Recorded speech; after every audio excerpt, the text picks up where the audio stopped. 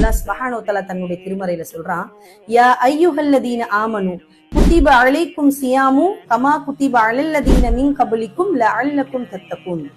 ஈமான் கொண்டவர்களே, உங்களுக்கு முன் சென்றோர் மீது நோன்பு கடமையாக்கப்பட்டது போல் உங்கள் மீதும் நோன்பு கடமையாக்கப்பட்டுள்ளது, நீங்கள் இறையச்சவாதிகளாக ஆவதற்காக, உங்களுடைய இறையச்சத்தை மேம்படுத்துவதற்காக என்று அல்லாஹ் சுப்ஹானல்லாஹ் இந்த மாதத்தை அல்லாஹ் சுப்ஹானஹு நமக்கு தந்து அதில் நோன்பு நோக்க சொல்வது எதற்கு என்று சொன்னால், நம்மளுடைய இச்சைகளை எல்லாம் கட்டுப்படுத்தி கொண்டு, நம்மளுடைய தவறான செயல்களை எல்லாம் கட்டுப்படுத்தி கொண்டு ஒரு நன்மையானவர்களாக நம்மளுடைய உள்ளம் இறையச்சவாதிகளாக மாறுவதற்காக அல்லாஹ் சுப்ஹானஹு இந்த நோன்பை நமக்கு தந்திருக்கான். அல்லாஹ் சுப்ஹானஹு சொல்றான், இன்னல்லாஹ யுஹிப்புல் முத்தகீன், அந்த இறையச்சவாதிகளை நான் நேசிக்கிறேன்னு சொல்றான் சுப்ஹானல்லாஹ்.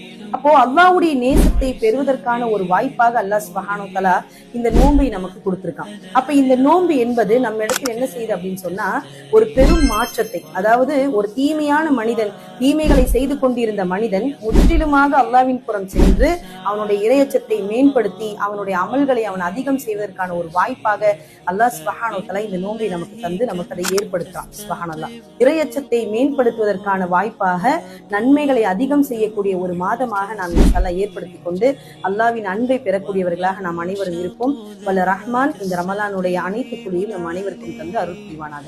அஸ்ஸலாமு அலைக்கும் வரஹ்மத்துல்லாஹி வபரகாத்துஹு.